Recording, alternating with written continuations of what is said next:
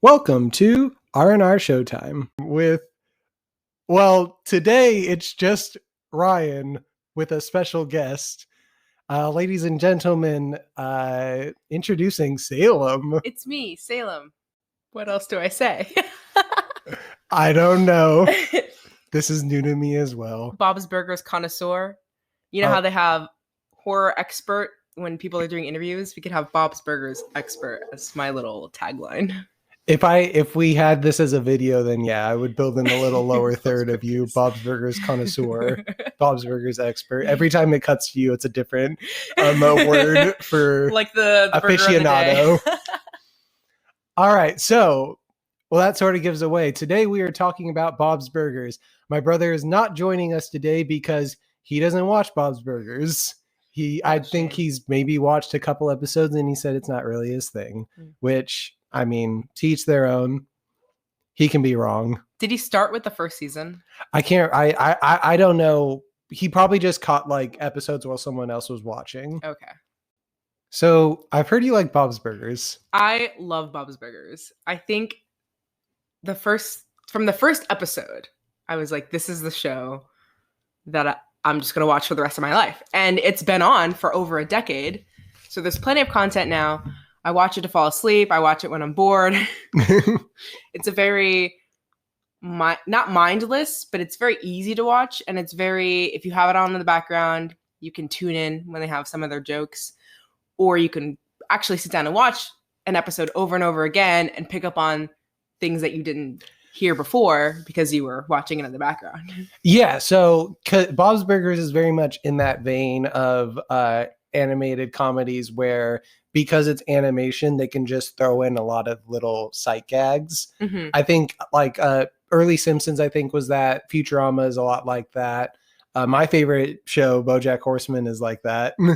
But BoJack Horseman's a lot more depressing. BoJack Horseman has the caveat of you have to go into it prepared to be sad. Yeah. You can't go into it expecting a very optimistic episode. Even the happier episodes still leave you feeling depressed because you know it's the cycle of alcoholism and you're just going to be sad the next episode. There are no alcoholics on Bob's Burgers. Yeah. Maybe Mr. Fischoeder? I don't know. If he is, he's functioning. I just think he likes to drink. Yeah. Mommy doesn't drink. She just has fun. All right. So let's start with the characters. Let's talk about the Belcher family. Who's your favorite member of the Belcher family? This is a hard question for me because I think that every single character has such an element to them that I just love. But I think they're all very unique. Like even Louise, who is like voiced by Kristen Shaw, it's easy for her voice to like be very recognizable as like Mabel from Gravity Falls, or like other things. So you think, oh, I know what this character is, but Louise is just so like specific. Yeah, Louise and Mabel, completely different characters. Yeah. I think, and that's one of the things I love too about Bob's Burgers, as an aside, that every single character is so unique. Even the side characters that we see on the show have their own little personalities. Like they're not, I wouldn't say entirely fleshed out, but they have like pizzazz to them. They're not just some one-off character. Like in Family Guy, you get very little bit characters that are just I'm here for a gag. And they're all voiced by the exact same person in Family Guy. Whereas in Bob's Burgers, like every side character, it tends to be like some notable actor or actress. Mm-hmm. Anyway, my favorite character is Gene. That makes sense. I think that Gene has a great personality, and I think just his one-liners always kill me. I mean, from the second episode of the show, like one of my favorite things he ever says is the conversation he has with Bob about the Chronicles of Narnia. Yes, and it's like, is there a lion, a witch, or a wardrobe? Like in that book by Salman Rushdie. It's not by Salman Rushdie. Yes, no, I'm pretty sure it is. I just looked it up. It's Salman Rushdie. And if you look at like the way his face is animated, he's like not even telling a joke. Yeah. He's like dead serious. It's Salman Rushdie. Salman Rushdie. Which is a joke that I actually had to look up because I didn't appreciate it in the time. I've only ever read C.S. Lewis stuff. Yeah. And I didn't know about so there's a lot of little jokes on the show that dig into popular culture. Like that very same episode, you get the Shining reference where he's down in the bar and Kuchikopi is the bartender. Yes. And he's which I also did appreciate at the time because I hadn't seen The Shining. Yeah. So and Gene is an interesting character because I've been watching the most recent season recently, and he is very much like a child in so many ways, but then also makes the most obscure, like adult kind of references to things. Actually, one of my favorite quotes, and I had written it down. We're just gonna pull it up. It's from one of the Halloween episodes, and Jean is dressed as Queen Latifah. Oh my God. He says, "I'm Queen Latifah" during her UNITY phase, which is such UNITY. It's such a very specific Jean thing. You can't get that from any other character. Yeah, it wouldn't fit Louise. It probably wouldn't fit Tina. It'd be weird on Tina. But yeah, so Jean being your favorite is very fair, very you. I think my favorite's probably Louise. That makes sense. Yeah. Because one, I mean, Kristen Shaw, just love her voice. It's the only female voice actress for the Belcher family. The rest of them are all men. Yeah, Dan Moritz. Is that Linda? We'll cut that out. Or is that Tina? Tina is voiced by Dan last name. Yeah. And then Jean is voiced by Eugene Merman. Last name. Yeah.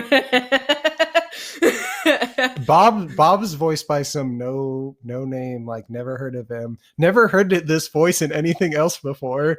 Never. Yeah. H. John Benjamin? Benjamin? Is that how you pronounce it? Never heard that name before. Yeah. But yeah, and then, Bob just has man as well. Yeah, Bob just has such a unique voice. Never heard it before. I've been thinking about checking out these shows, Home Movies and Archer. It's funny because I had seen Home Movies as a kid. Did Archer come before Bob's Burgers? I think it came out after, I want to say. Okay, I've seen a few episodes of Archer. Archer's really good. I've heard that, but I have other stuff going on. I'm watching Bob's Burgers. That's fair. You got to watch it a fourth time. So I love his voice. It's very dad. It's very distinct. Anytime he's on the screen, you're just like, this is Bob. And anytime I hear his voice in Archer, I'm just like, this is Bob. I can't unsee him as any other character. It's funny that he's known for that specific voice, just like his normal speaking voice, because he also voices other characters. Like he's the voice of, most notably, I'd say Jimmy Jr. Salem looking off into the distance because they're realizing that Jimmy Jr. is voiced by H. John Benjamin. Well, because it's the voice of, like in Home Movies, it's the voice of the fat friend. You're right. Basically. You're right. I can't remember his name. I haven't watched Home Movies in a long while. I've not seen Home Movies since I was a child. Yeah. But so H. John, and I want to say he probably voices like a female background character or something. Yeah. I couldn't tell you who, but yeah, but anyways, I like Louise. Louise is just this she's so adult in so many ways, but is like very much like Jean, but like a child in her motivations, but an adult in like her ability to enact things. Yes. I like that every single one of the Belcher kids has their own little thing. Like Louise is insecure about whatever's going on underneath her hat. She wears her bunny ears all the time. Tina's going through puberty. It's a lot. Jean is being Jean. Yes.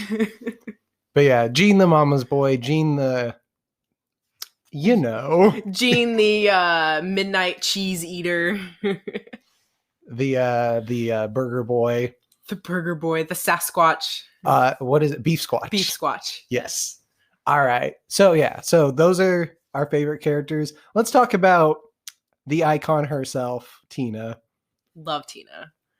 I'd say like my favorite episodes of the show tend to be Tina-centric episodes. Yeah, I think Bad Tina, one of the best. Tyrannosaurus Rex. One of my favorite episodes. Bad Tina is my favorite episode of the show. It's also the introduction of Tammy, voiced by Jenny Slate. Yes. Don't have a crap attack. And then later we get her relationship with Jocelyn, Jocelyn's such a background character that it's easy to forget about her, but I think she's one of the funnier people. I think what I really like about Jocelyn, and this is very much in the vein of what I also like about Tina, is that she has very specific one-liners. Yeah. Don't ask me to name any of them, but she's hilarious. I was watching the most recent season, and there was an episode where they were talking about grades, and Tina realized that all of her friends were getting A's and B's, including Jocelyn. And Tina's just like, I can't believe Jocelyn is getting A's and B's. What the hell? I've only seen the most recent season, and it's still going, right? And yeah, it's still going. I've only seen every single episode once, so that's a little disappointing. But yeah, I think my favorite episode in the most recent season is where Gene is trying to elongate his childhood, and he goes to that one. Oh, the freaking KinderCare. Yeah. That was a Gene, a very Gene episode. All right, so let's move on to the adults. Linda is so fun. I think Linda is one of the best characters on the show, down to her like her little porcelain babies. Her little do you remember that episode where she got the little porcelain, yeah. And that's probably where Tina got her porcelain horse. Porcelain. Legs broke, gotta shoot it. Sorry, Horseland. I feel like a lot of our references are going to come from like the first 3 or 4 seasons. Yeah, and I think that, every season of Bob's Burgers is very unique. I've never seen 2 episodes that are similar to each other, but I do find myself rewatching season 1, 2, 3, 4. So that's where a lot of my references. Yeah, I think there's a lot of nostalgia for those earlier seasons as well. Which is funny, I think, in the sense that in season 1, a lot of the characters aren't very fleshed out. A lot of the characters are sort of, they're just there. I don't think they're fulfilling like archetypes at that point. Like Louise is like equivalent to like a slightly older, less evil Stewie kind of. Yeah. And Gene is like a Chris. And they all fit into those sort of like animated sitcom or even traditional sitcom archetypes. Like Linda especially, like in the first like few episodes, has no real distinct personality. Yeah. The first episode though, let me just say, is hilarious. It's wild to go back and watch how different the animation looks. Even the voices, the sound mixing, everything is just completely different. But the quotes from that episode where Gene drops all the toothpicks on the ground, and he's like, Tina, how many toothpicks are on the ground? And she's like, there are 3. For the audience at home, there are 3 toothpicks on the floor.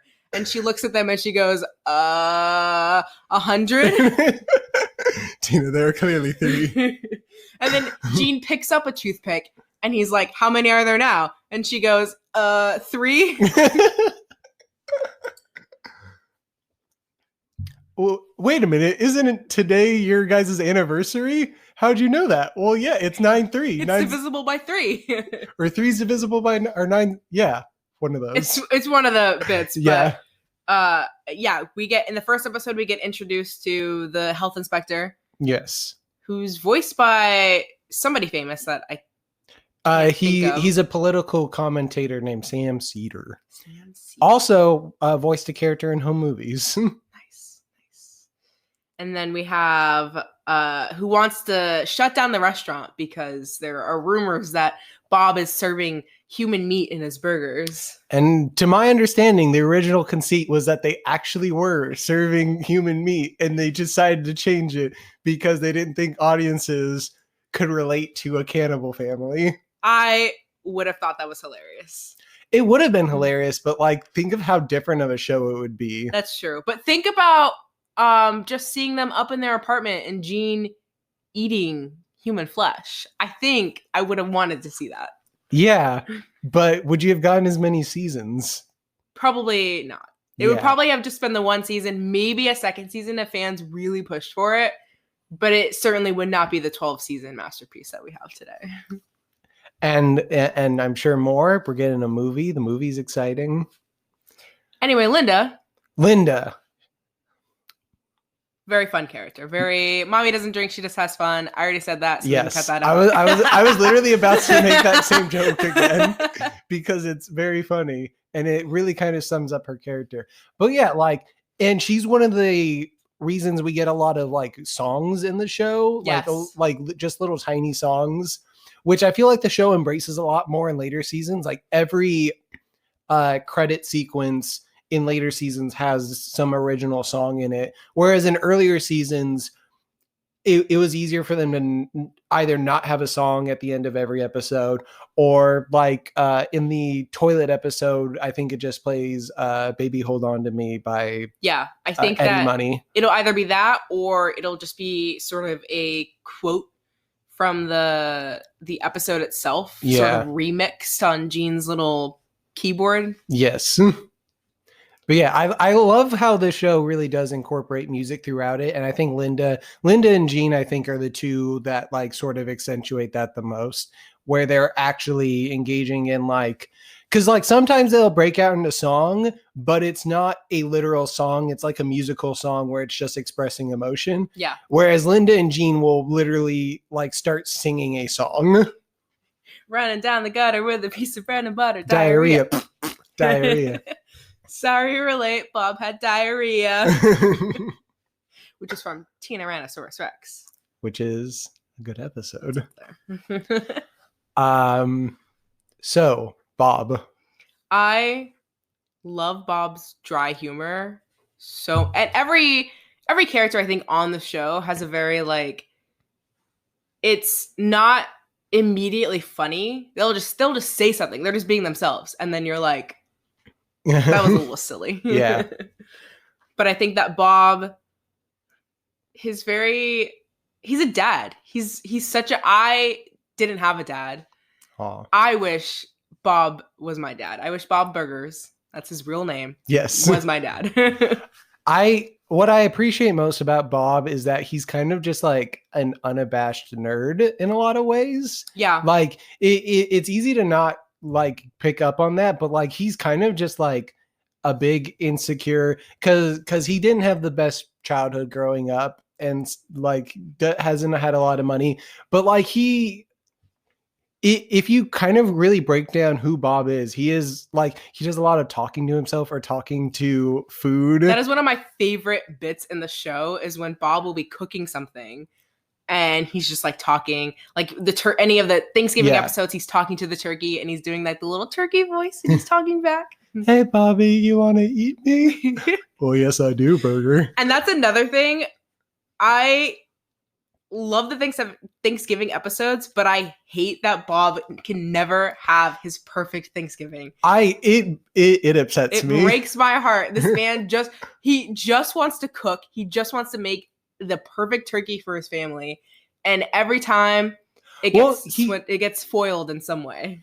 There's the one where he got the super expensive turkey and he like cooked it in the alley, and it fell into the fire and they thought it was all bad. Mm-hmm. But then they realized that it ended up getting perfectly cooked. So that was the one time where he had the turkey, the technical perfect turkey. Yeah. But you get the one of my favorite bits is actually from Thanksgiving, where the turkey keeps getting messed up. It gets put in the toilet. In the toilet, yes. And then he has to keep going back to the butcher, and the butcher's just like, "I know what you're doing." And he's like, "What? I'm married, but yes, but." And he's just so flustered at this butcher asking him out. Bisexual Bob Burger. Bob Burger. Yes, that's your name.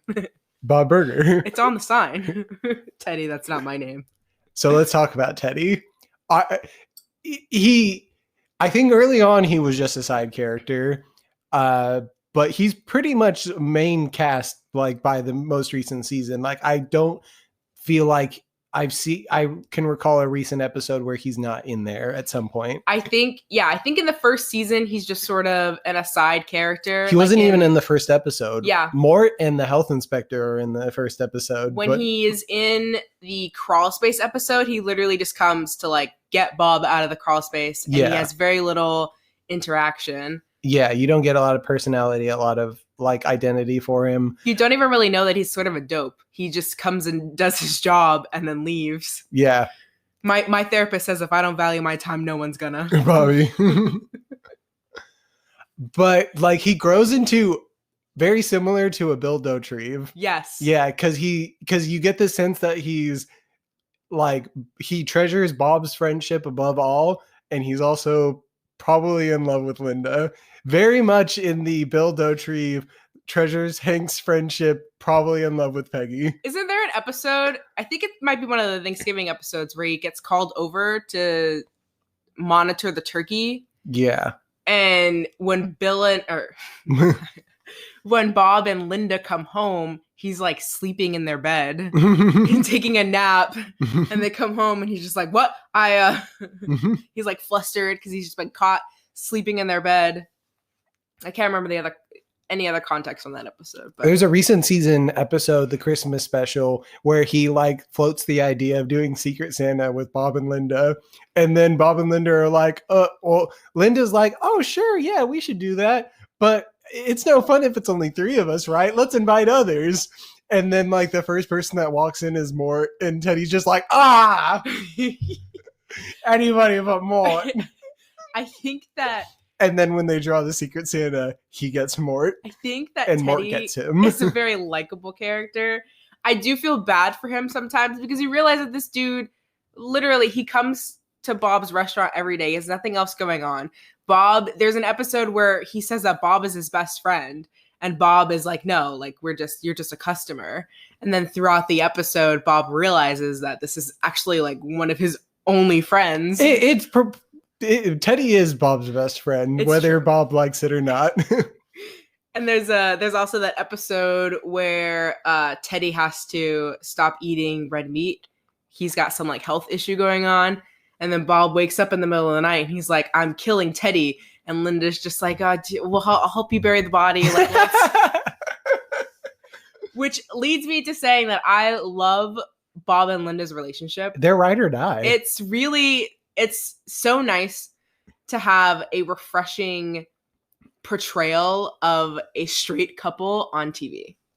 Yeah, like they're just so open and loving, and like they like sort of perfect matches for each other in a way that like I think a lot of animated sitcoms will like sort of lean on to the dysfunctional couple, like, oh, like they probably like they don't actually make sense together a lot of the time. Like Lois and Peter don't really make sense. Homer and Marge don't really make sense. Bob and Linda are like a perfect match. And even in the episodes where like Bob forgets their anniversary, or Bob forgets Linda's birthday, or there's an episode where Linda forgets Bob's birthday and they have to plan a surprise party for him. Mm-hmm. It's always very wholesome. They never really get into arguments so much as, you know, they realize that something is wrong, and then they're like, let me fix it. All right. So yeah.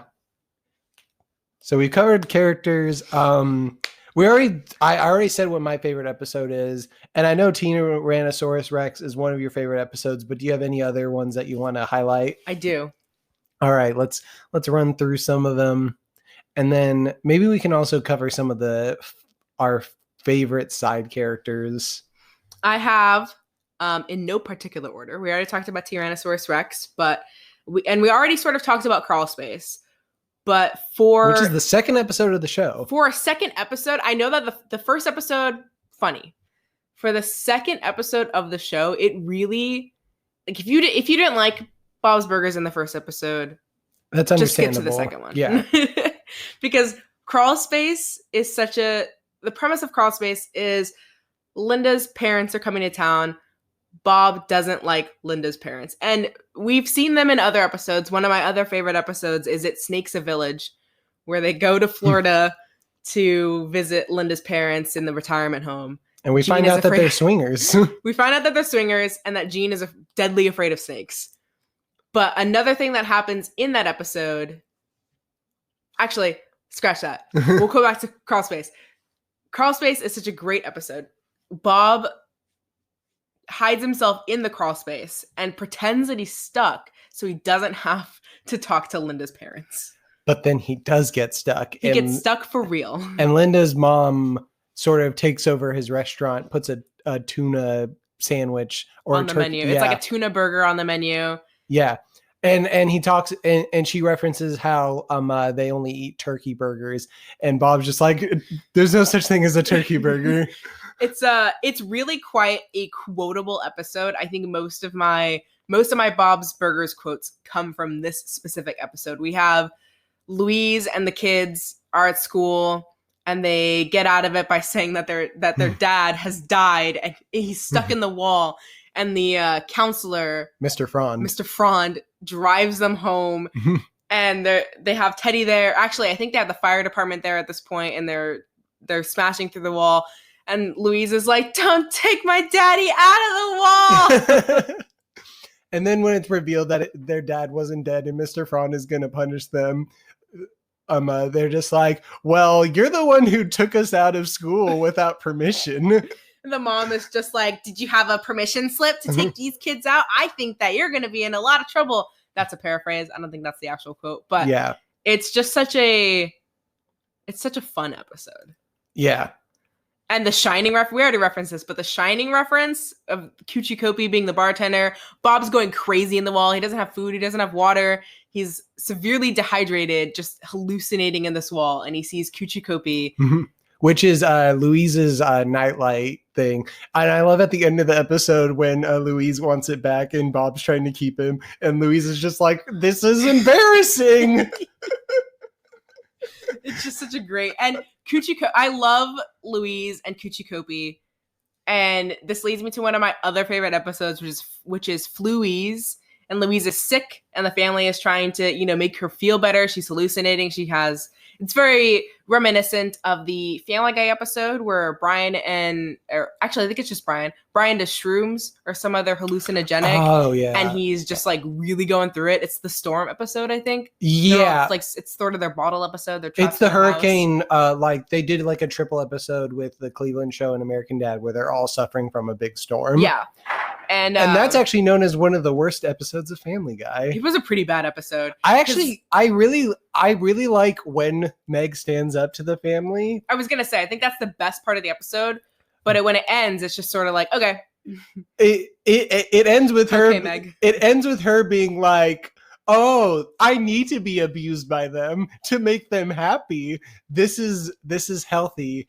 To allow myself to be abused by my family so that they can all be better off. Which is another one of my favorite things about Bob's Burgers. We don't have any characters that are really picked on. We don't have any characters that are seen as the runt of the family. Yeah, like sure, everybody reads Tina's diary, but it's just because she's just for fun.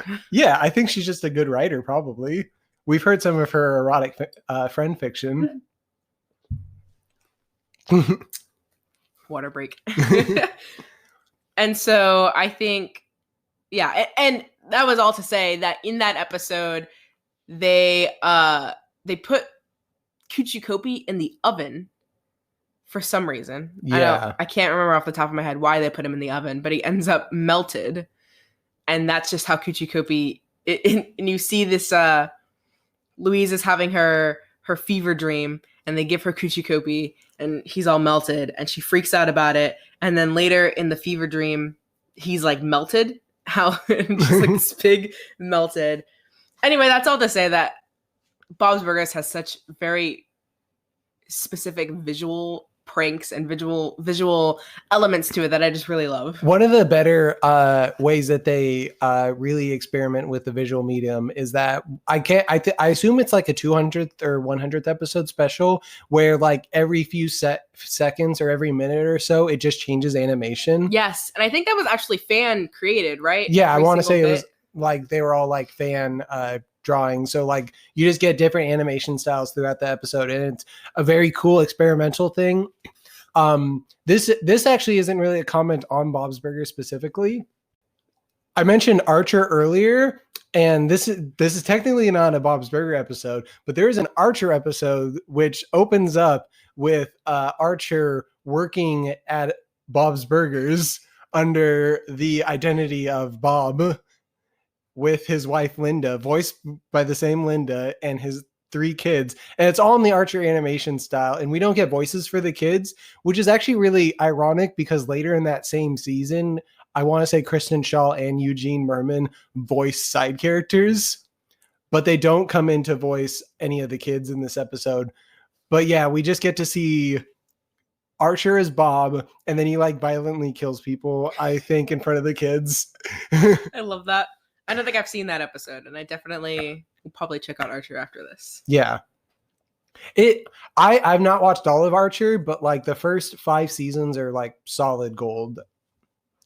Like I think I watched through Archer Vice, and it's all solid. And I think it's all still on Netflix, or maybe it's on Hulu now. Who knows? Anyway, Bob's Burgers. You talked about the snake episode, which I really love that episode. I really love Gene's little chant about I'm just afraid of snakes. They really freak me out. Where are their arms and legs? It's not okay. I love, and I've already said it, but that's one of my favorite things about Gene is that he's got his little musical numbers. He'll just say outlandish shit sometimes. And it's so adult and it's so beyond his scope. I think he's supposed to be like, what, 9 or 10? Yeah. I feel like all of the Belcher kids are like some different form of like neurodivergent. Yeah, I think Tina's definitely, and they had said this in the first episode that Tina is autistic and that's why she can't count the toothpicks. They thought that she was like Rain Man and could count all the toothpicks. And I think that Louise has her own stuff going on. She's probably got like ADHD or something. Yeah, Louise is very, very ADHD. She shows a lot of symptoms of ADHD, and I think there's something going on with her hat, and I don't know if it's just, you're a kid, you have this very special item that you never want to lose. Yeah, it's like a blankie or something. She's got that with a lot of, like, she's got her Kuchikopi, she's got her hat. There are just elements of Louise that I can't pinpoint, but do say neurodivergent. And then we have Gene. I think he's both. I think he's a comorbid ADHD and autistic little child. He's a big mix of stuff. He's got a lot going on. Yeah. But they're all just little delights. They are so delightful. But in that episode, one of my favorite things is that they learn that Linda's parents are swingers and that the grandpa has some trouble performing in the bedroom because he's really into balloons. He's got a balloon fetish. Yes, sitting on balloons and popping them. Yes. And I just think that element, they didn't have to do that. Yeah, like it is, but it's like a very real thing where it's just like you don't expect like old people to really be having sex. You don't expect them to have fetishes, but like if young people have fetishes and have sex, then why wouldn't old people? It's just such a remarkable. And I still don't really like the grandparents. There aren't characters on this show that I don't dislike them. There aren't really a lot of characters on the show that I dislike. Every character has their own little likable things. Even the grandma, I like her cadence. She's very much like a 80-year-old Linda, which is portrayed in an episode where they're getting off a plane and the mom is literally like wandering around the airport. They're trying to find her. She's doing everything that she's not supposed to. Linda can't get past security because she doesn't have a ticket. And they're like, I'm just trying to find my mom. And they put her on the phone and they're like, can you tell the security guard that you're my mom? And they're like, they get into an argument, they're talking back and forth, and then the security guard is like, I can tell that's your mom. Because they have the exact same voice, they have the exact same speaking. I would actually argue that the mom is maybe a little more similar to Gail. I love Gail. Which is Linda's sister. Megan Mullally. Is that who voices Gail? It is. That's iconic. The wife of Nick Offerman, who I believe is also a character on the show. Nick Offerman. A very side character. Yeah, I wanted to say he was the sergeant or the police officer, but I don't think that's right. The show's really filled with like all sorts of like little ancillary like comedic voices in like small roles. Andy and Ollie, voiced by Sarah Silverman and Laura I Silverman. love Andy and Ollie. They're just so delightful. They give me vibes again of home movies. There was like the two little friends that were like always with each other. I can't remember their names, but like Andy and Ollie really give those kid vibes. I've just looked it up, and Nick Offerman plays a character named Cooper, and it's in the episode where they go to the weed farm. Oh yeah, and it's the him and his blueberries, wife. right? Yeah, the blueberry farm. And so he's one of the weed growers. And Beverly, his wife, is voiced by Megan Mullally. So Megan Mullally. Megan Mullally. Love Gail.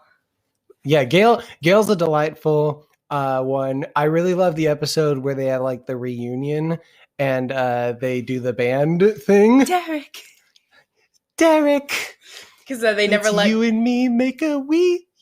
They never let Gail play any of her songs, and there's a very specific reason why. But I think it's a good song, honestly. I thought it was a banger. Yeah. Truthfully. It's one of the better Bob's Burgers songs. And that bit just reminded me of one of my favorite Gene quotes, and it's when they're talking about the singer that does Oil Spill, and he's like, that song's about her vagina. Slick, it's not. It's getting everybody sick. It's not subtle. Oil spill. Which is also leads me to one of my other favorite things is when Tina becomes Dina. And it's at the they're at the little festival thing, and they're serving to all these guests, and someone says her name, and she's like, "Oh, actually, I'm."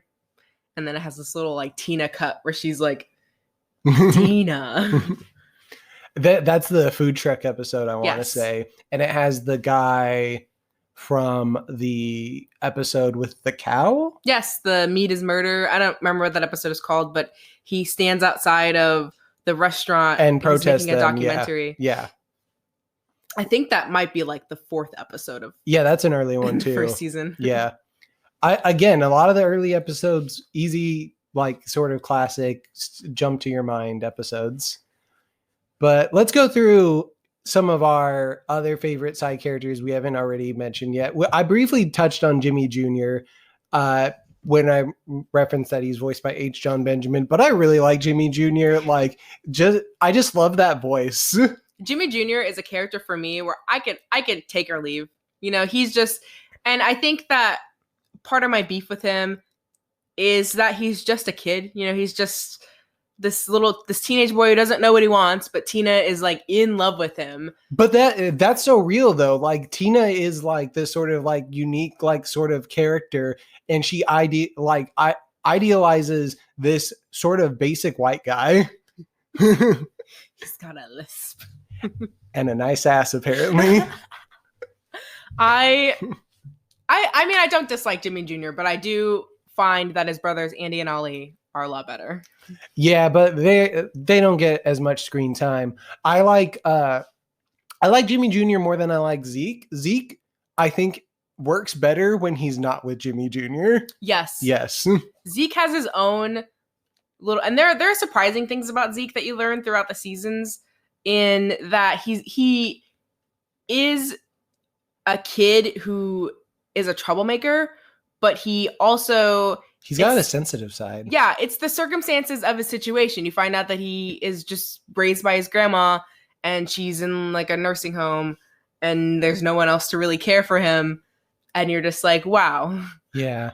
This is an element that they didn't really have to give. It feels like a Hey Arnold kind of backstory. It does. Like where like one of the kids just like randomly has this sort of tragic backstory that Arnold explores in one episode. And they let the audience know this, and it's really never explored again. Yeah, like because the show just doesn't really like to get too heavy, which I think is refreshing and kind of good, because like I like it when sort of normally happy shows have like the sad, serious episode, like Futurama.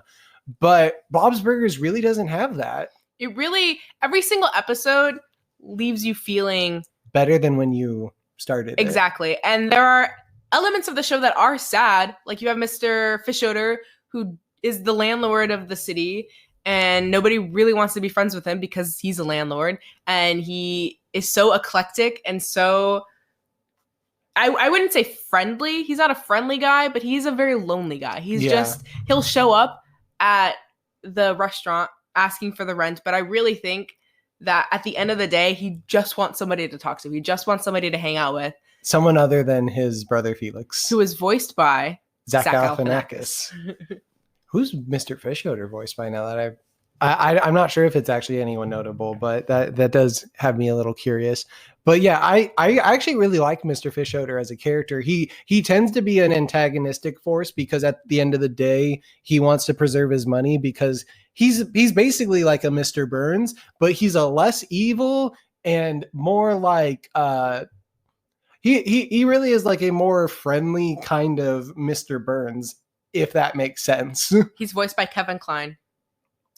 Okay. And I also don't know who that is. So. Yeah. No. Sorry. Rest in peace. Sorry, everybody. But I love Mr. Fishoder's character. But as I was saying, there are very sad elements to the show, but you don't really get sad episodes. Even the saddest things, like you learn that, and I was recently just rewatching this episode where they find an old box of Bob's that has all of his childhood toys in them, and one of them is literally a Brillo pad that you would wash dishes with. I remember that. Yeah, that's real messed up. Yeah. And Linda, oh Bobby, look at the way you walk, or look at the way you stand. Someone with a good childhood doesn't stand like that. It's very real. So there are elements of the show that are sad when you really think about it. Like Teddy is very lonely. Mort is really trying to have a girl, like really trying to find someone. He's very lonely. There are a lot of lonely characters on this show. Yeah. But you don't get an episode like, I'm trying to remember the name of that Futurama episode. The Seymour episode? Yeah. It's Jurassic Park. You're right. You don't get an episode like Jurassic Park where you end the episode sobbing. That's true. And that's kind of refreshing to, put on to see animated show and to know that you're never going to be sad. Cause it really is something like every animated show other than Bob's Burgers feels like it has that one, all the adult ones at least, feels like it has that one episode where you get to the end of the episode and you feel like, oh, damn. Even American Dad, which is arguably a very similar show to Bob's Burgers with very different, like Stan as a CIA agent. It's very different in ways. American Dad gets a lot more fantastical than Bob's Burgers. Bob's Burgers is a lot more grounded. Yeah. But yeah, I get what you mean. American Dad tends to have like uplifting, like fun as the forward thing. Yeah, even American Dad has a very sad episode where like Stan gets this dog and he loves this dog, and then the dog dies and he brings it to a vet to reanimate, and he's just like this crippled, ugly dog, and like Stan has to come to terms with like getting rid of it, or not getting rid of him, but like putting him to rest. Yeah. It even had like episodes like that, but Bob's Burgers doesn't really have that. Yeah, yeah. Another one of my favorite side characters is Mickey, the bank robber, voiced by Bill Hader. Yes. And he later becomes like a carny, right? Yeah, he works down at the wharf. Yeah, I think they replaced his voice actor because I watched a recent episode where they're trying to clean up the wharf, and Mickey is there, and he's like he works at the wharf, and Mr. Fishoder wants him to spread trash everywhere, and it was not Bill Hader, but I recognize the character as being voiced by Bill Hader normally. That's sad. Yeah. I mean, I get they probably just couldn't get him for that specific episode. But like, cause like in the prior season of that, he shows up in the episode where Felix is running his sort of bar. Yes. Yes. He shows up in that episode and he's still Bill Hader in that episode. So yeah. Love Mickey. Yeah. Mickey's great. Bob Day Afternoon, I think is the name of that episode where he first shows up. Yeah. And I want to say that's also where we get that police sergeant. Yes. Bob. I think his name is also Bob. Maybe. I'm gonna look it up. All right. It's kind of like with a show like Bob's Burgers, it's easy to get like overwhelmed with how many like small characters there are. There's like the teacher who Louise's teacher, who's the like sort of larger lady. I want to say that's also H. John Benjamin. His name is Sergeant Bosco. That's Bosco. Bosco. Bosco. A drag queen name. I recently watched Disclosure, which is a great movie, but they bring up the episode of Bob's Burgers where Bob is a taxi driver in the nighttime, and then he picks up a bunch of ladies of the night. Yes. Yes, ladies. And there's one character from that episode. Is it Marshmallow? She's like a tall black I think it's Marshmallow. I want to say that's her name. Yeah, because she appears in another episode after the taxi episode. Yeah, she's in a few episodes as like a little side character, but I love Marshmallow. Yeah, because and it has the very strong giveaway of the sort of deep voice that she is some sort of trans, presumably. And I don't know, because they don't really go into it. I don't know if these are just men who like cross-dressing. Yeah. Or if they're actual trans characters. So when I saw that in the documentary, I was like, well, I don't really know if this is supposed to be some sort of trans representation. And we can cut this out if it gets too political, but it's an interesting, because they're specifically portrayed as ladies of the evening, working girls. Yeah. So, and if that's your one representation of a trans character in the show, that I can see how that gets a little iffy. I can't think of a single like explicitly queer character. Am I wrong? I don't think you're wrong. Yeah, I think like some of the child characters in particular are like coded like queer, but like they're also children, so like right, you can't really read into that. Bob is bisexual, but is also in a monogamous heterosexual relationship, so there's that. I think that there are characters that you could see being a queer character, like Jean. Yeah. That's the big one. Even Louise, I think, has elements of maybe being like asexual or. Well, no, she has. But she's also like 7. So. She's got the strong crush on the Boys for Now kid. Oh my god, I forgot about Boo Boo. You forgot about Boys for Now? I forgot about Boys for Now. The episode where they go to the concert and then Louise is like trying to hold it in. And she just wants to slap him. She just wants to slap his face. She's a sadist. I totally forgot about that. But Jean, yeah, I think. Jean is very much queer coded in a lot of ways, but is also a child. So it's like, yeah, you don't want to. How much can you give into that? Yeah. But like the mama's boyness and like all of the sort of, but he also has a girlfriend. So like even characters like that. But he also broke up with her. Yeah. And you could say it's because Courtney sucked on her necklace and never shut the fuck up. But is that because he wasn't into her, or is it because there's some underlying reason that he might not be attracted to her?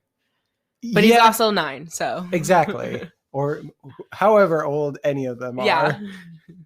Oh, do any of them ever have a birthday in show? Tina has a birthday where she turns 13. Yeah.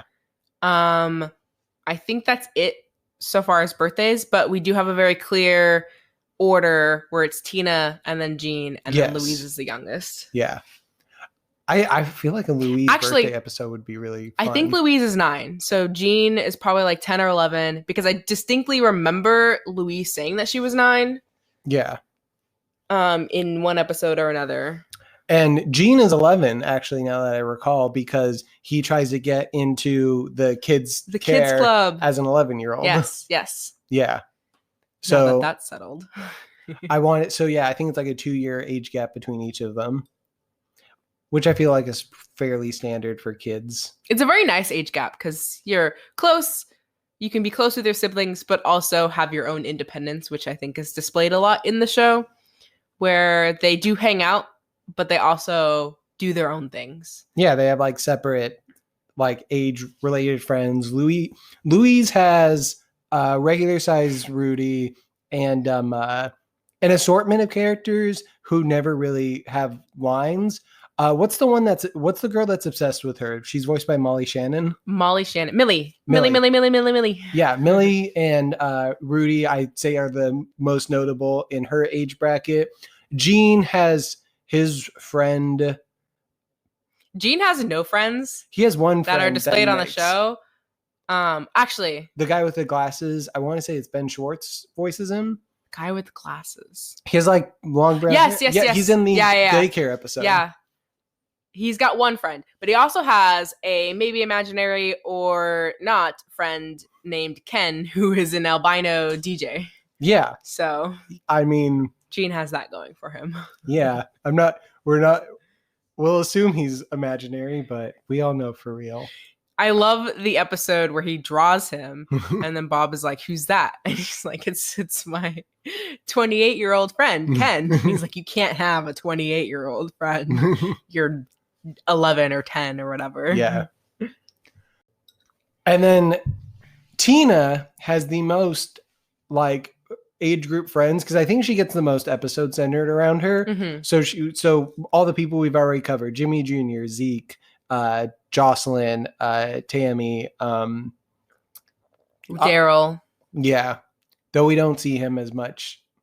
That's true. Daryl is kind of a voiced by season. Sorry. Yeah, which I wonder is why we don't see him as much these days because he's kind of disappeared. Yeah.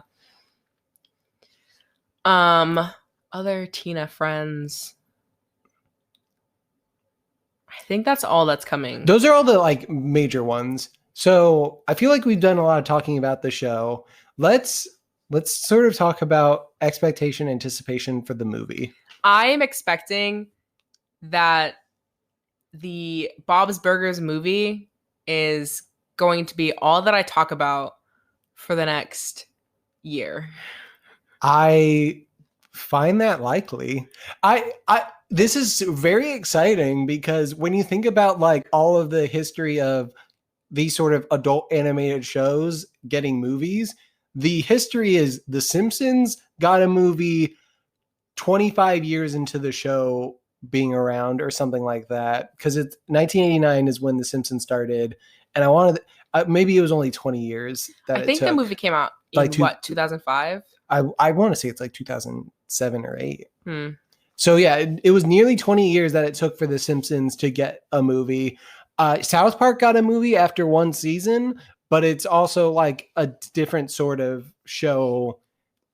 It doesn't fit into that same build. So like Family Guy, which is like kind of been like a juggernaut, it doesn't have a movie. American Dad, like maybe not like that big of a deal, but like it existed before Bob's Burgers and no movie was ever under consideration. No King of the Hill movie, no lots of movies, but I think that there are elements of each of those shows that don't really warrant there being a movie made. And even you could even say that the Simpsons movie was a bit of like a stretch. There was nothing about the Simpsons that was like, hey, we need to make a movie out of this.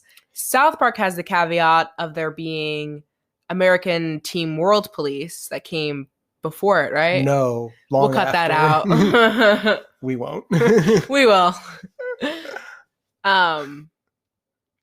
South Park, you could say, is such a random enough show that you could do a movie with it. I think South Park got it because it was Viacom greenlighting it as opposed to Fox greenlighting a movie.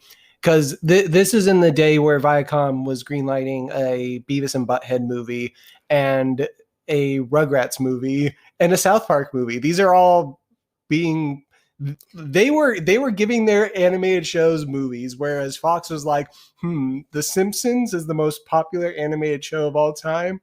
We'll get to a movie eventually. Let's choices. Yeah, very much so. I am very excited about the Bob's Burgers movie. And that is specifically because the creator, Lauren Bouchard, didn't want to make a movie unless it could be a musical. That was his one thing. He said he wasn't going to make a movie unless they greenlit it being a musical. Just like the South Park movie.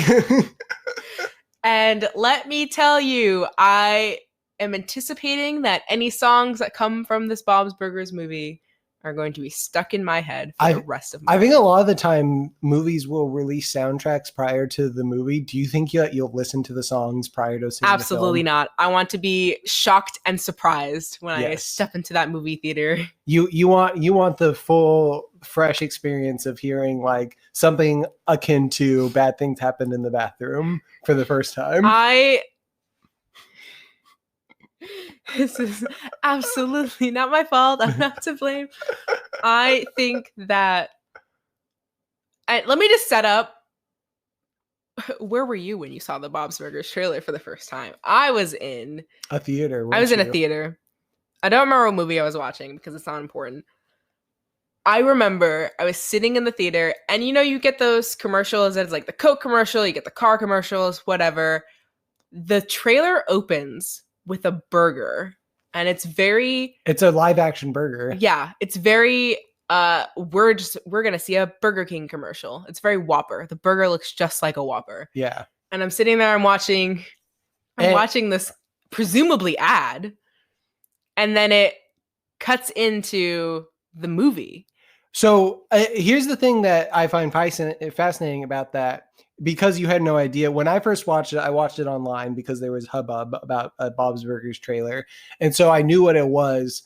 And so I was able to notice that when it has the burger and it's doing the dialogue, you get little bits of like the Linda's voice actor going, ah. Ooh, I'm going to have to rewatch that trailer because I only saw it the one time in that theater. But let me tell you, when I saw that burger, my brain was like, all right, this is just a Burger King commercial, and sort of flipped off. And then you get the reveal that it's for the Bob's Burgers movie, which I had completely forgot was coming out this year. I was so fucking delighted. And it opens with Linda in the burger suit, but like she made it sexy with the bikini. Yeah. I was in my seat, just mouth agape, heart full, so excited for this movie. It just, I'm much like the Simpsons movie before it came out. I have no idea what to expect plot wise with this movie. They could take this in so many different directions. It could be some sort of like major plot thing that could affect the show going forward, or it could be like just any other episode of the show, just like bigger and more bombastic and better animation, which the animation looks really nice in it. It looked so good. And the trailer didn't give too much away, which is my one complaint about trailers these days, is that they have the entire movie in the trailer. But this trailer was very ambiguous. It looked as if it could be a fantasy movie. It could be an actual just elongated Bob's Burgers episode. And you get so many different things that it's really hard to pinpoint what's going on. I really think that the Bob's Burgers movie is going to save my life. I hope it does. And you'll be watching it in Texas. And I really hope that, I'm putting such high expectation on the movie because I've seen what the show can do. I've seen what it has to offer me. The creative team there, I think it's hard to beat. I think they wouldn't have made this movie if they didn't think it was gonna be good. Like, again, like a Family Guy movie has not crystallized, and it's probably because they have nothing worth Nobody wants to see a Family Guy movie. Not anymore. If a Family Guy movie was put out, I'd kill myself. I would find that I would have nothing else to live for. So. That's the kind of joke that I would normally probably want to cut out, but I'm going to purposely leave it in because I know it's not a joke. And I agree with you. Truthfully, we'd just walk into traffic. So yeah, that's how I feel. Or I'd walk into the Family Guy movie and it would kill me. It'd just be vaporized. I'm a kid of offensive TV shows. I grew up watching South Park. I grew up watching Family Guy and Futurama, which I wouldn't even really say is offensive, but it sort of teeters. I didn't bite my shiny metal ass. It's not something I probably should have been watching as a... Exactly. Futurama is a very adult TV show. Yeah. Which what I love about Bob's Burgers is because it's a show for everyone. A kid could watch it. They wouldn't understand a lot of the jokes that are said on the show, but they could watch it. It really is like the only animation domination show. I guess The Simpsons isn't like... The Simpsons is another one that could be watched by the family. The Simpsons is PG enough to be on Disney Plus. Bob's Burgers is not on Disney Plus. It's on and Hulu. I have a real fucking problem with that. Yeah, it's so wild. I truly believe Bob's Burgers would probably be watched a lot more if they just put it on Disney Plus, because it really should be, and there's no reason why it's not on Disney Plus. There was nothing about Bob's Burgers that a child can't watch. The Simpsons, on the other hand, there are the Itchy and Scratchy show.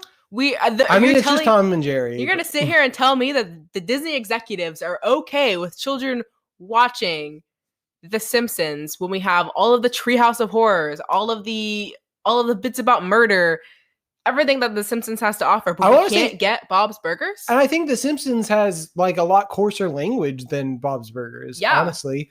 All right, so this is just sort of like a disclaimer here. I feel like we are in the post-Simpsons generation of we grew up with The Simpsons being around, but like it never felt like groundbreaking television to us because it was always there. Yeah. And so every other animated show that sort of came after it, me personally, I tend to like most of those shows more than The Simpsons. Like, This feels like a hot take, but I would rather watch Family Guy than The Simpsons. That is a hot take. Yeah. I think you're going to have a lot of people angry about that. But I think you agree with me. I absolutely agree. And it's because I didn't grow up watching The Simpsons. There was that whole South Park thing where The Simpsons did it. I didn't watch Simpsons. So I have no reference for anything The Simpsons have ever done. And so this is all to say that Bob's Burgers, in my mind, 100% better than The Simpsons. Absolutely. I think that even and just the Bob's Burgers movie, probably going to be better than the Simpsons movie. The Simpsons movie was pretty great. I loved that movie. It's probably my favorite Simpsons thing. Yeah, I think that what they did with the Simpsons movie, beautiful. I'm going to say right now that in my 28 years of living, I've probably seen 15 episodes of The Simpsons. That's a lot less than me. That is maybe an over exaggeration. I have tried to, because I want to give The Simpsons a chance. I want to watch them, but I want to start from the beginning. I want to see. When it came to Disney Plus, I started watching it from the beginning. I want to say I got like into season 2, maybe. I got maybe 4 episodes in, and I stopped watching. It's just like it really is from another time, and it's hard to like hold that against it. But the writing, when you grow up with Futurama and Family Guy, it's easy to see The Simpsons writing is a lot less evolved. Exactly. Yeah. And I've heard that it's like seasons 3 through 6 or maybe of The Simpsons is where it's like the golden era. So maybe we just need to push ourselves to get to those episodes. I think that there's stuff that The Simpsons could have to offer me. I do have a friend who grew up watching The Simpsons because he's fucking old and remember seeing the first episode of The Simpsons. And at that time, it was very groundbreaking. It was we didn't have an animated show that was like this at that time. But I grew up in the 90s and I had South Park and Family Guy. So yeah, I mean, South Park, I think in a lot of ways was groundbreaking in a similarly to The Simpsons in that it got a lot more raunchy and it was a child-focused thing. But I think South Park like sort of stands up in its humor a lot better. I think South Park's better than The Simpsons, hands down. South Park has... This is such a digression from Bob's Burgers, folks. Sorry. I love talking about adult animated cartoons. I think that South Park has really stood the test of time. I don't think that you can say that for Family Guy because I think there's stuff in South Park that like is cancelable because Matt and Trey don't always have the right opinions. That's true. Like they had a full episode making fun of Al Gore believing in climate change. It's fucking funny. Yeah, but it doesn't age well. I love that episode, and maybe that's problematic, but I love the way that South Park and it's something that Family Guy tries to do too. South Park will pick on anything and everything. It's very topical. Like at the time the Al Gore episode came out, it was, in the days of we're trying to change the earth, which nobody cares about now. But and South Park has the ability to grow on itself, because that climate change episode was followed up a decade later with a "oh shit, Man Bear Pig is real" episode. I think there are elements of South Park that I just really enjoy. And yes, you could say a lot of it's a lot of offensive humor. It's a lot of, but it's a lot of funny offensive humor. Yeah, anyone and everyone is on, like, they've had episodes where they make fun of rednecks, and they've had episodes where they make fun of liberals. It's very much an everyone gets the shit show. Whereas Family Guy tries to do the same thing. And they were good at it for a good amount of years until the first time they got canceled, and then that came back, and it was just sort of on a downpour. All right, so I don't want to stick on this too long, but The Simpsons has Apu. South Park has the City Walk guy, who is a white man, who is later, again, South Park loves to do this, like the recent episode where Token Black has been Tolkien Black the whole time. Did you know that our classmate Token is named after the writer of Lord of the Rings? Yes, we all knew that. What? You all knew that? But in the City Walk guy is revealed to be a white man with associative identity disorder, like split kind of thing. Yeah. And that, like, it one sort of covers the fact that they had this racist caricature, but also kind of it's not a great resolution really, because they keep using the character and he keeps doing the racist coming accent. back. Yeah, he's still the same guy. Yeah, and so it's not perfect by any means, but at least they within the text address the problem of it. Whereas I don't know if they do that with Apu, and to be honest, I don't really want them to, because The Simpsons doesn't work as a metatextual show to me, and I'd rather just have that character written out, and Hank Azaria can just voice comic book guy. and Mo, right? Yeah. I don't know what's going on in The Simpsons. Like I've said, I've seen like maybe 15 episodes.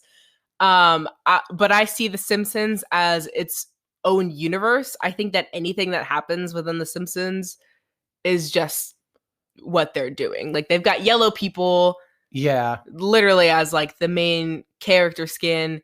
And so I think that we can delve into The Simpsons and be like, oh, well, what they're doing with Apu is problematic. But I mean, I don't care. I truthfully have put no brain energy into The Simpsons like ever before in my life. So I can't say much to that character. I just realized Bob's Burgers is pretty fucking white.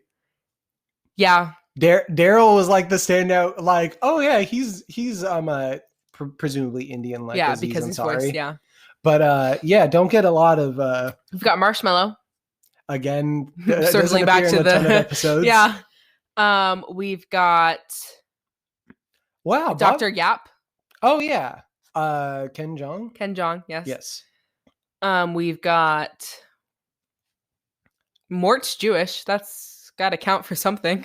Okay. But again, like, those are criticisms that could be levied, I suppose. But like those things in The Simpsons, because they make a point to address the race of characters, it feels like problematic that they would be doing poor caricatures and then also think that they can make jokes about race. Whereas I don't feel like the race of any character is ever brought up in Bob's Burgers. It's kind of like a colorblind thing, which again, may be problematic, but the Bob's Burgers universe, the show, is just about positivity. Yeah. There's nothing really within the Bob's Burgers universe that would warrant like an episode like the Tolkien episode where we're like, oh, we've been calling Token Yeah, like the wrong name the whole time. Bob's Burgers deals more with the family. Like if there are issues being dealt with, it's sort of like family issues that like people like can relate to, and it's not like a big stressor. The show never gets political. Yeah. It's like kind of refreshing, to be honest. And I will say that I've always seen Bob's Burgers as a show that takes place in a little like ocean city, like in Maine or like Rhode Island or like Maryland or something. Yeah. No person of color is going to be living there. As a Black person, I will say that you will not catch me living in an ocean city. You're not living in New England, but Texas is all the rage. Texas has got the food. It's got the. They do have food. It's got the everything's. It's got the food. Yeah. But yeah, so. Are there any other things that you would like to address? Any episodes you haven't gotten to talk about? Any funny quotes that we can dish out? I want to talk about the Belchies. So Bad Teen is my favorite episode. The Belchies is like number 2. I think that, and I've never seen, actually, I lied. I feel like I've seen the Goonies when I was a child. I've not re-watched the Goonies. You should. It's very good. I've heard it's good. What Bob's Burgers does in the Belchies episode, I think is just so fucking funny. And it's a very quotable episode too. Like, it was a season premiere, I think, for the 3rd season. Yeah. And so I feel like they kind of went extra on making a good episode. This has the Jimmy Jr. Don't Tell Me Not to Dance Yes. Footloose reference. It's got Andy and Ollie or Andy. When they're like nervous, they name capitals of states, and Las Vegas isn't the capital of Nevada. I didn't say Las Vegas. Yeah, you don't did. tell anyone. I think that I just remembered one of my favorite Andy Ollie quotes. Yes. I felt you die. That is all. It's in one of my other favorite episodes that we didn't get to talk about. Fortnite. It's a Halloween I love episode. that episode. Yeah. That I think that's the first episode that you showed me because you introduced me to Bob's Burgers. Funny how we got an hour in and that now reference that is a thing. Fortnite is a great episode. I love any of Bob's Burgers holiday episodes, like their Halloween, their Thanksgiving, their Christmas episodes. And Fortnite is a Halloween episode where Louise is trying to run away from Millie, who is obsessed with Louise and wants to be what are the costumes? Louise was supposed to be a bunny for Halloween, and then Millie was going to be something related to that. Yeah, it was. I can't remember.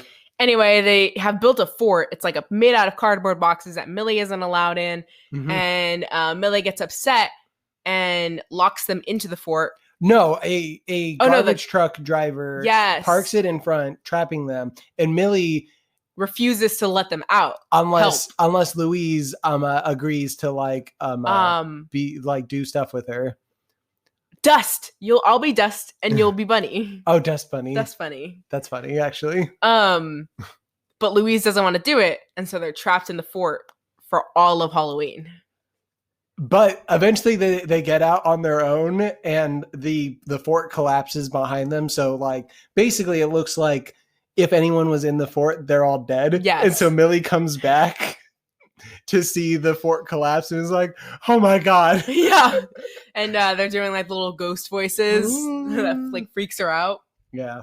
It's a great episode. But back to the Belchies though. Love that episode. My favorite thing about it, and I think this ties into the music being present in the show, is that they actually got Cyndi Lauper to record a parody version of the Goonies Are Good Enough song. Yes. In the credits of this. Teddy was right about the treasure in the butt. I think that the Belchies really highlights the creativity of Bob's Burgers. And that was another thing, too, that I wanted to bring up was that some of their episode titles in and of themselves are delightful puns. We haven't even talked, I think you said the burger of the day, but the burger of the day in every episode is different. In the title sequence, the shop next door is a new shop, and the exterminating company is a new exterminating company. Yes. And for 200 episodes to come up with a different extermination pun and a different random pun and a different burger of the day is wild. That takes some talent. That takes so much creativity. And these are jokes that a lot of people aren't even noticing. Yeah, they don't even have to exist, but they put in the effort every single episode to come up with something new, even though people might not notice it. Yeah, streaming services will allow you to skip that title sequence so you don't even have the chance to see those. I watch it every single time because of the extermination truck, because of the next door building, but also because I think that they will sometimes do like not a different sequence, but like for their Christmas episodes and stuff, it'll like I think in a Halloween episode it'll look different a little bit. Yeah, I think so. And so I watched because I just really love that they put in the effort to make the opening sequence different every single time. And it's it's not like an all-time banger of the song, but it's it's a fun song that like when it comes on, you're just like do, do, do, do, do, do. Yeah. And I think that it's just a fun show. So is there anything else you want to cover? Any episodes? I just wanted to mention I made a list of my favorite episode titles. The Gene Mile, where Gene has to run a mile in class. Oh, I think I remember that. Gail making bobsled. I think that's a Thanksgiving episode where Bob has to go pick up Gail in the snow. Yes.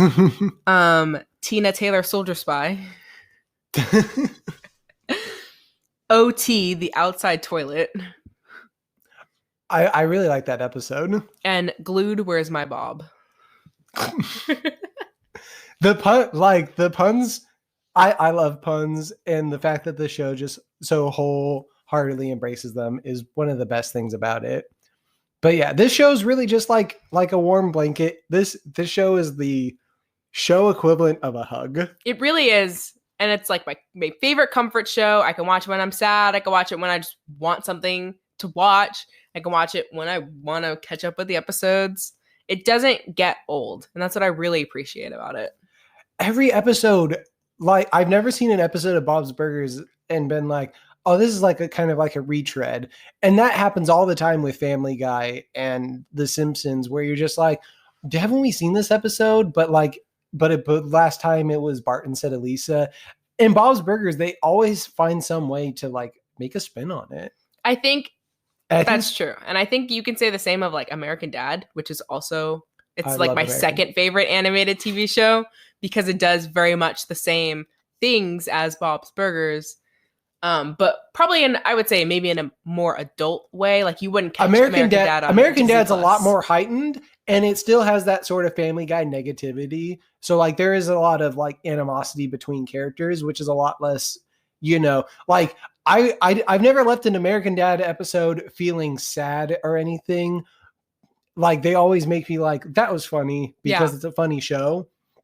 Like even when they do a Gilbert Grape parody, I think it's the funniest thing in the world. The little Johnny Depp squirrel.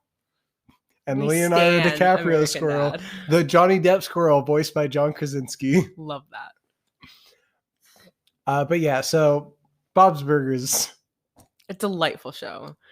I am so grateful for everyone who puts in the time and effort in animating the show, in writing, in just everything that makes Bob's Burgers the show that it is. Teddy, that's not my name. It's on the sign. Bob Burgers. No, my last name's Belcher. Bob Belcher. What? Huh? What? But the sign. I know we've already said it before, but I love Teddy. I love how oblivious he is. I love that. And Teddy's got his own. I originally asked you favorite member of the Belcher family. Do you like Teddy more than Gene? Yeah. I would say Teddy's my favorite character of the show. He has nothing going on and like everything going on. He is such an enigma. I feel like I know nothing about Teddy and also everything about Teddy. He's divorced, but he's a hoarder. There's an episode where they have to go clean out his house because he just has so much stuff in it. I love Teddy. That episode where he is sort of stalking one of his clients because he is a repairman. He does repairs sometimes. Yeah. And they like go to her house, and then they have the whole like, did she kill her husband thing? There's so many like so many times they're just suspicious that someone's a murderer. Yeah. There's an episode where Bob goes to pick up some sort of kitchen thing. Yeah. Through a sort of Craigslist website. It's a sink. Yeah. And it's the dude just like goes into the house and like doesn't come back. And so he's there with Teddy and Louise. Yeah. And Louise just keeps saying, this dude's a murderer. We're gonna die. And Teddy's, nonchalant. Teddy is just like, let's just go in the house. Let's go find him.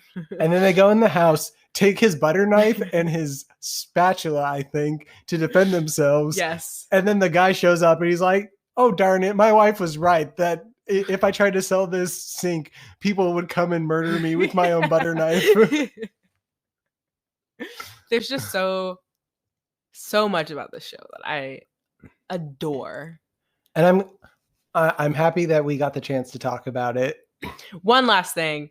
Bob, the episode where Bob has his own little garden and he's very protective over this garden. It's the community garden, right? The community garden, yeah. But he only gets a plot because the lady who runs it, her son, who we've seen in other episodes before, he's in the episode where Louise loses her hat. I'm pretty sure he's the kid that steals her hat. Oh, yeah. Her son needs help in school. And so, what's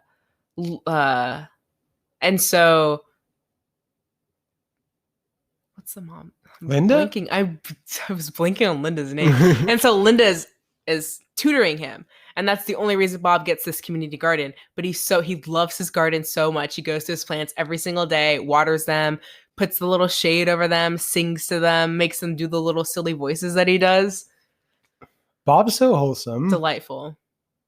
So delightful. All right. Well, I think we've covered the breadth of Bob's Burgers without going in doing a full episode by episode recap podcast. I think we've covered this pretty well. Hey, maybe you want to do that actually. We could. I could record my segments in because I have my own microphone. Yes. We could FaceTime. We could do across the country podcast. Ooh. They made it work in COVID, didn't the Best Friends show? Bob's show. Why am I blanking on their name? Best Friend Bob show. Bob the Drag Queen. Oh, Sibling Rivalry. Didn't they? All sorts of podcasts happened during the Ponda replay. In the Pizza Hut. But yeah, so hey, be on the lookout. Maybe Salem will have their very own wonderful podcast. Maybe a Bob's Burgers podcast. Maybe another one. And if they do, then I'll try to advertise that on here to go listen to that one because who doesn't want to listen to Salem? They have such a great speaking voice. Doubtful. Well, they live. All right.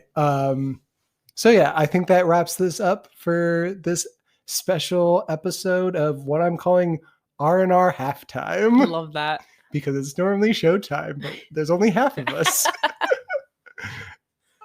I think it was clever. I thought so as well. All right. And apologies if you heard any clicking in the background at any point. Normally Bob's here to keep Thor in check, but he's off somewhere and Thor's a noisy boy. He got click, click, click, click. Heels click, clacking about. All right. I think that's going to be it. I can't remember how Bob normally signs off, but see you guys next time. Keep it weird. That's morbid. All right. All right. See you guys. Bye.